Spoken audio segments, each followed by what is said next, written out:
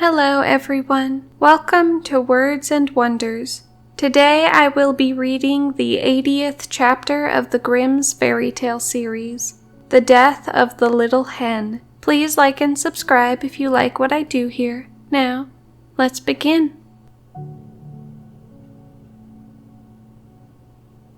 Once upon a time, the little hen went with the little cock to the nut hill, and they agreed together that whichsoever of them found a kernel of a nut should share it with the other. Then the hen found a large nut, but said nothing about it, intending to eat the kernel for herself. The kernel, however, was so large that she could not swallow it, and it remained sticking in her throat, so that she was alarmed lest she should be choked. Then she cried, "Cock, I entreat thee to run as fast as thou canst, and fetch me some water, or I shall choke." The little cock did run as fast as he could to the spring, and said, "Stream, thou art to give me some water. The little hen is lying on the nut hill, and she has swallowed a large nut, and is choking." The well answered, "First run to the bride, and get her to give thee some red silk." The little cock ran to the bride and said, "Bride, you are to give me some red silk.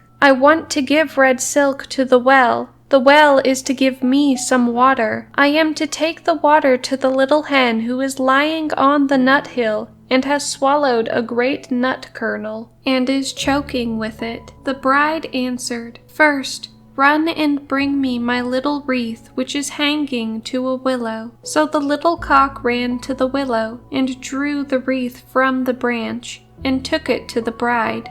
And the bride gave him some water for it. Then the little cock took the water to the hen, but when he got there, the hen had choked in the meantime, and lay there dead and motionless. Then the cock was so distressed that he cried aloud, and every animal came to lament the little hen, and 6 mice built a little carriage to carry her to her grave. And when the carriage was ready, they harnessed themselves to it, and the cock drove. On the way, however, they met the fox, who said, "Where art thou going, little cock?" "I am going to bury my little hen. May I drive with thee?" "Yes, but seat thyself at the back of the carriage, for in the front my little horses could not drag thee." Then the fox seated himself at the back, and after that the wolf, the bear, the stag, the lion, and all the beasts of the forest did the same. Then the procession went onwards, and they reached the stream. "How are we to get over?" said the little cock. A straw was lying on the stream, and it said, "I will lay myself across, and you shall drive over me."